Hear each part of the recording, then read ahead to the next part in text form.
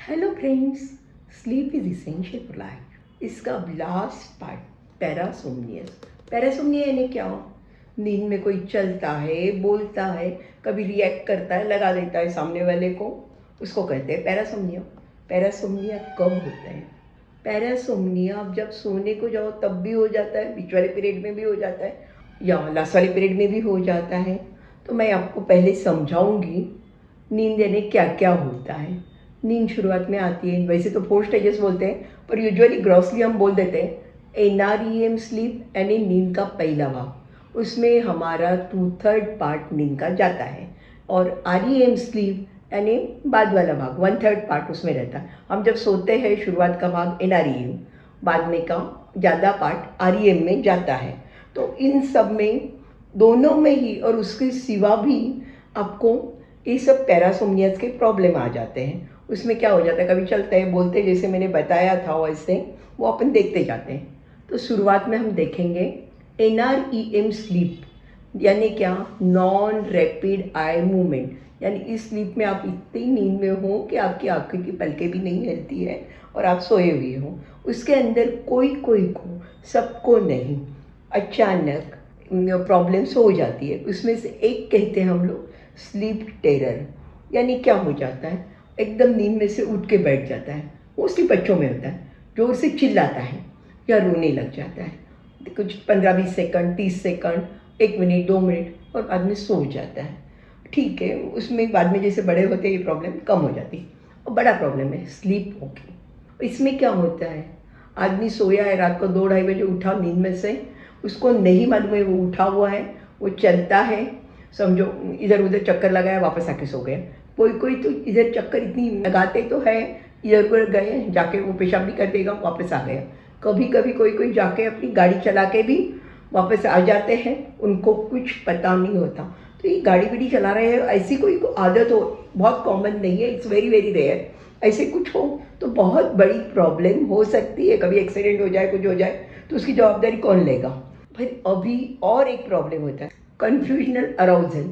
यानी एकदम कुछ समझ में नहीं आता, ऐसे एकदम नींद में से उठ के, मोस्टली बच्चों में कॉमनली होता है। बच्चा है समझो 5-7 साल का, नींद में से उठ के बैठा है, ऐसे आंखें बड़ी बड़ी ऐसे सामने देख रहा है, फिर रोने लग जाता है, फिर कुछ शायद वर्ड्स बोलेगा, हाँ मारा उसने, हाँ हाँ करता रहेगा। उसकी मम्मी या कोई पूछते रहेंगे उसको सवाल, कुछ भी उसको वो कोई भी जवाब नहीं देगा, क्योंकि उसको कुछ समझ में नहीं आता। टोटली जो कर रहा है डीप स्लीप में कर रहा है, और फिर वापस सो जाएगा। दूसरे दिन मॉर्निंग में पूछो क्या हुआ, उसको कुछ पता नहीं है।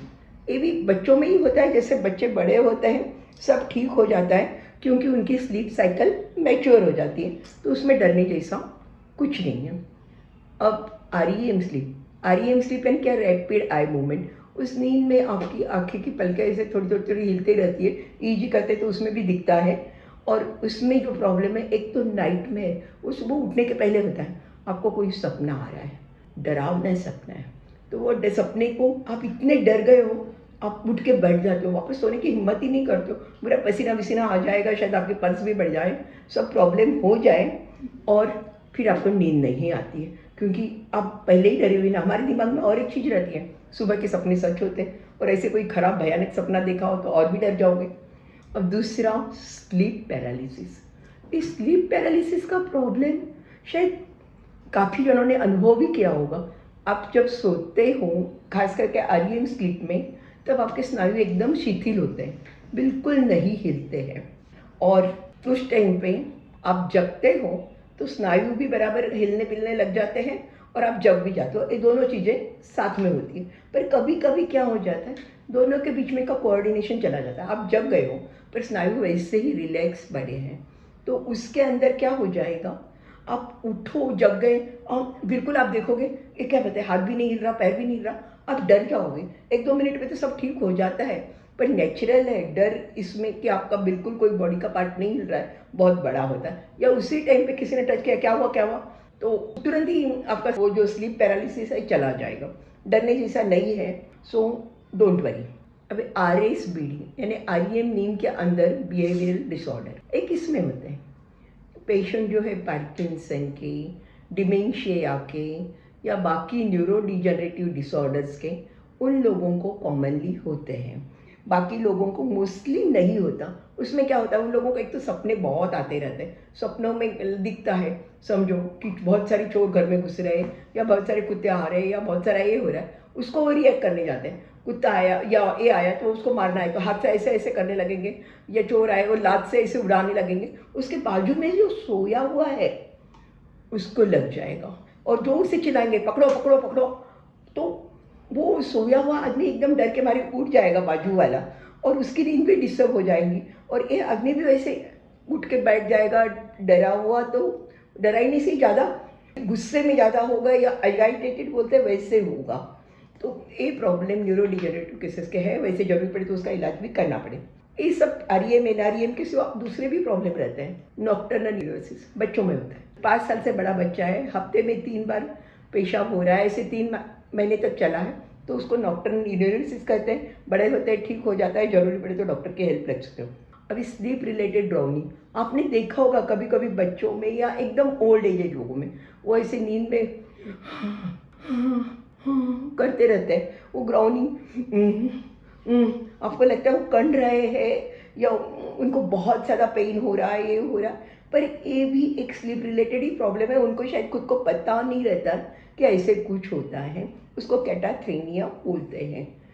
फिर हॉल्यूसिनेशंस, अगर समझो आपके बाजू में आप पूरे नींद में हो, बाजू में कुछ डोरी पड़ी है या कुछ पड़ा है, समझो रॉड पड़ा है, तो आपको लगे अरे बाप रे सांप दिखता है, ऐसे नींद में हो पूरा जल्दी से ध्यान में नहीं आता और आपको हॉल्यूसिनेशंस होने लग जाते हैं। ये भी न्यूरोडिजेनरेटिव पेशेंट में ज़्यादा होते हैं। देखो 2 खाने के प्रकार अलग है। आप एक तो नींद नहीं आ रही है बोल के खा रहे हो या सोए नहीं हो बोल के खा रहे, वो अलग है। आप भर नींद में हो, आधी रात को 2 बजे है, 1 बजे है, आप नींद में से उठे हो, आपको पता नहीं है आप उठे हो, आप गए हो, शायद फ्रिज खोला या बाहर कुछ पड़ा है, उठाया खा लिया, क्या खाया है आपको पता नहीं है। शायद ऐसी चीज़ें भी हो सकती जो आपने पहले कभी खाई नहीं हो, आके सो जाते हो। टोटली एक्शंस जो भी हो रही है आपको कुछ भी नहीं पता है, सुबह उठने के बाद भी नहीं पता लगता और कोई बोलेगा तो आप हंसने में निकालेंगे, ऐसे थोड़ी है, मैंने थोड़ी किया। फिर सेक्सोसिज्म, कोई को सेक्सुअल एक्टिविटीज़ मैस्टरबेशन या बाजू वाले को टच करना, ये करना, वो जो ऐसे कुछ करते रहते हैं, ये भी कोई कोई की स्लीप रिलेटेड ही डिसऑर्डर्स है। अब इसके कारण क्या है, एक आपकी कैसी काफ़ी उनका कैसे रहता है ड्यूटीज़, 2 दिन डे ड्यूटी है, 2 दिन आफ्टरनून है, 2 दिन रात की है, उन लोगों की ड्यूटीज़ बहुत बदलती है उन लोगों को, या जेट लैग के बाद में काफ़ी बार नींद के प्रॉब्लम आती है, स्लीप रिलेटेड समझो हॉल्यूसिनेशंस हो सकते हैं या बाकी प्रॉब्लम आ सकती है। और दूसरा प्रॉब्लम जो है जेनेटिक भी हो सकता है। काफ़ी बच्चों में ये प्रॉब्लम होते हैं क्योंकि उनकी स्लीप साइकिल मैच्योर नहीं है और कोई कारण है होने की बहुत सारी दवाइयाँ उनसे प्रॉब्लम होता है। मैं नाम नहीं बता रही हूँ, फिर भी डिप्रेशन की दवाइयाँ है, बीपी की दवाइयाँ है, एंटीबायोटिक्स है, बहुत सारी दवाइयाँ है, उससे आपकी नींद पूरी नहीं होती, सपने सपने सपने रात भर दिखते रहते हैं एंड काफ़ी बार डिलीरियम, काफ़ी बार हॉल्यूसिनेशंस, काफ़ी बार डर लगना, बहुत सारी प्रॉब्लम आ जाती है। दवाओं के सिवा ड्रिंक्स, अल्कोहल लिमिट में रखो, नहीं तो अल्कोहलिक पेशेंट काफ़ी बार नींद में उठ के धमाल करता है, डिलीरियस हो जाता है और प्रॉब्लम बढ़ जाती है। पीरियोडिकल लिम्ब मूवमेंट, मैंने पहले एक आपको रेस्टलेस लेग का वीडियो बना के दिया हुआ है, उसमें रात में सोने के पहले पैर इतने बेचैन होते हैं कि आप उठ कर हिलाते रहते हो ऐसे पैर, पर उसी का ही प्रकार है पीरियोडिक लिम्ब मूवमेंट। रात को पेशेंट नींद में ऐसे पैर पटकता रहता है। मेरे पास एक लेडी आई थी, बोली मेरे लड़के को शादी करना है पर उसके पैर वो ऐसे पटक रहा है रात को, तो उसकी अभी वाइफ भी भाई तो हम क्या करेंगे, कुछ करो। कभी कभी ये प्रॉब्लम बड़ी हो जाती है। पैरासोमनिया ये किस कारण से बढ़ जाता है, अल्कोहल बताया मैंने, कभी बुखार के बाद भी ये प्रॉब्लम बढ़ जाती है, पूरी नींद नहीं हुई या बहुत थके हो, बहुत स्ट्रेस हो, तो इसके नीचे भी ये सब प्रॉब्लम आ जाती है। डायग्नोसिस मेरे को लगता है जब पेशेंट बता रहा है बात सही है उससे ही पता लग जाता है। फिर आपको यही नक्की करना है किसके लिए दवा की ज़रूरत है, किसके लिए नहीं है, कंफर्म करना है तो आप सब कुछ कर सकते हो, sleep study, video, MRI and everything. So क्या करना चाहिए अगर आप गुड स्लीप हाइजीन फॉलो करोगे। अब स्लीप हाइजीन कौन सा, उसके लिए आप मेरा वीडियो देख लीजिए। खाना पीना सोना सब टाइम पे, चाय कॉफ़ी अल्कोहल नहीं लेना है रात के टाइम पे तो बिल्कुल ही, और उसके सिवा नियमित कसरत करनी है, पर रात को सोने के पहले ज़्यादा कसरत नहीं करनी है एंड ठीक है, तो उससे आपकी काफ़ी स्लीप साइकिल मेंटेन हो जाएगी। उसके सिवा आपकी जो भी दवाइयाँ डॉक्टर ने दी है, वो नई दवा शुरू करने के बाद में आपको लग रहा है प्रॉब्लम आ रही है, जाके डॉक्टर को मिलिए, बताइए दवा शुरू करने के बाद में मेरे को ये प्रॉब्लम हुई है। काफ़ी बार डिमेंशिया के पेशेंट में इसमें प्रॉब्लम होती है, तो उन पेशेंट के लिए या खास पार्किंसन के पेशेंट, उन लोगों के लिए कसरत बोलो या कॉग्निटिव बिहेवियरल थेरापी, कोई ना एक्टिविटीज़ दिन भर करेंगे, ये करेंगे तो शायद हो सकता है रात को वो प्रॉब्लम में थोड़ा बहुत फर्क पड़ सकता है। सो पैरासोमनियस भी काफ़ी बार बड़ा प्रॉब्लम हो जाता है कि जिसमें लोग डर जाते हैं। सो आपको मेरा अगर वीडियो अच्छा लगा तो like and comment. Okay, thank you, good night, sweet dream.